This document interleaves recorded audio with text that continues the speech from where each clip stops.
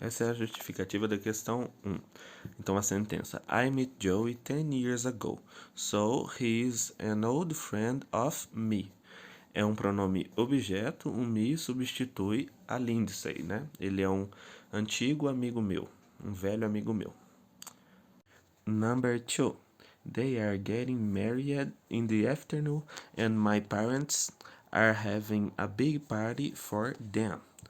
A gente utilizou o them também, um pronome objeto, para substituir eles. Então, fizeram uma grande festa para eles, por conta do casamento. Number 3. After the wedding, they are coming to stay with us. A gente também utilizou um pronome objeto para falar nós, né? We, no caso, ficou us, porque após o casamento eles vieram ficar conosco, né? No caso em português, mas utilizamos o us, que é nós. Question 4.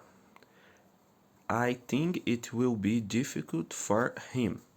Ou seja, eu acho que será difícil para ele. O Pete, a gente utilizou um pronome objeto. Question 5. Last week I met Jane and Tina Sarton. Do you remember them? Ou seja, semana passada eu conheci Jane e Tina Sarton. Você se lembra delas? A gente utiliza um pronome objeto, them. Question 6. Their brother has at school with us. A gente utiliza um adjetivo possessivo, o their. O irmão delas. De quem? De Jane e Tina Sarton. Está na escola com a gente. Question 7. I gave Jane your telephone number and she gave me hers. Eu dei a Jane meu número de telefone e ela me deu o dela. A gente utiliza o hers, um pronome possessivo, pelo telefone ser dela.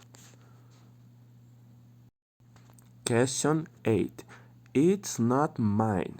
A gente utiliza um pronome possessivo, justamente por indicar posse. Mine. Ou seja, não é meu. Question 9. Is it yours? Também utilizamos um pronome possessivo, indicando posse. Ele é seu? Question 10. My parents send their love to you and your parents.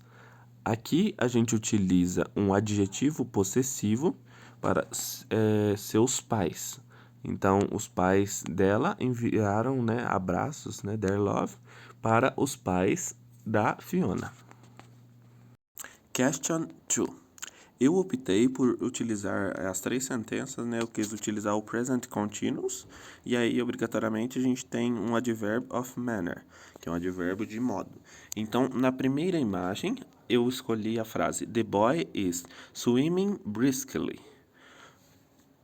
A gente tem swimming como o present continuous, né, em ing, e o briskly é o advérbio de modo, ou seja, o modo que o menino está nadando. Na segunda imagem, eu escolhi a frase The woman is listening intently to music. A mulher está ouvindo atentamente a música. Então, listening a gente tem como present continuous, ing, intently, que é o atentamente, como advérbio de modo, né? Intenso, atentamente. E a última escolhida foi a número 4. The boy is sleeping intensely.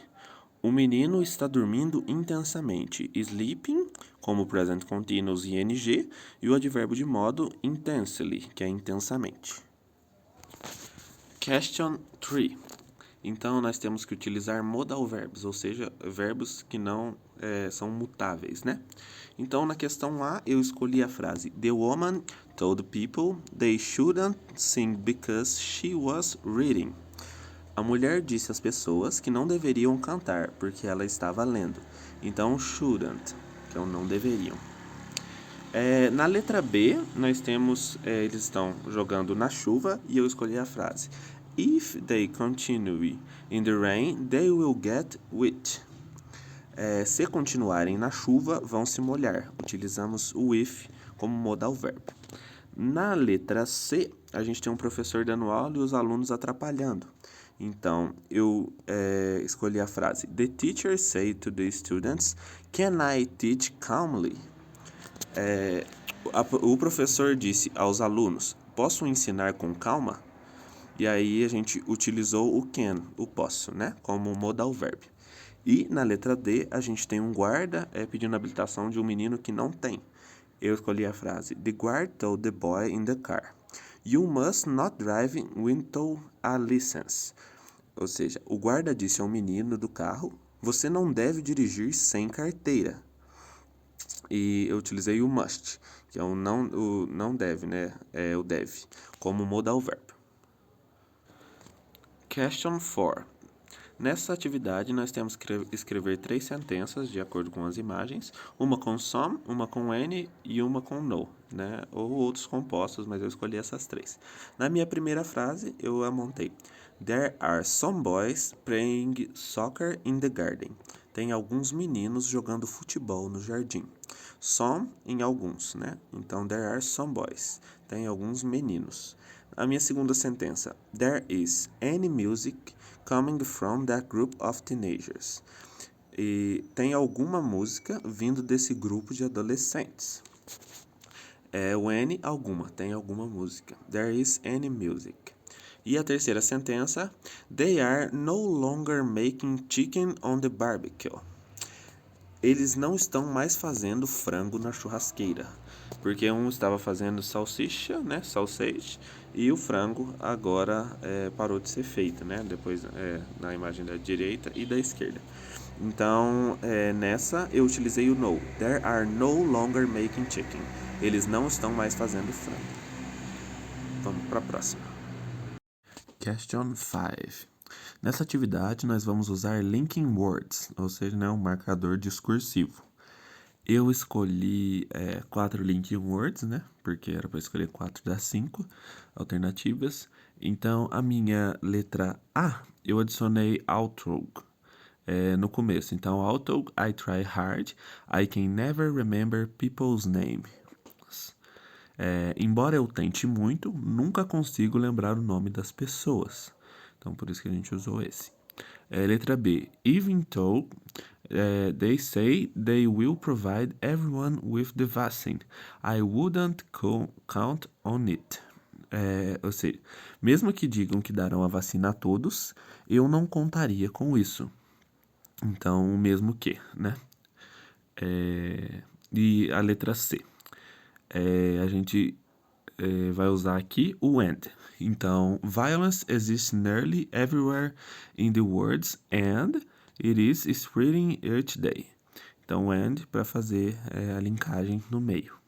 E letra D, Jessica always acts very responsibly. As a result, she is in the class president. Beleza? Então, aqui a gente vai utilizar o as para fazer essa junção. E aí ficaria: Jéssica sempre age com muita responsabilidade, por isso ela é a presidente da classe. Então, essa. Certo? Bom, é isso a explicação das coisas. Obrigado.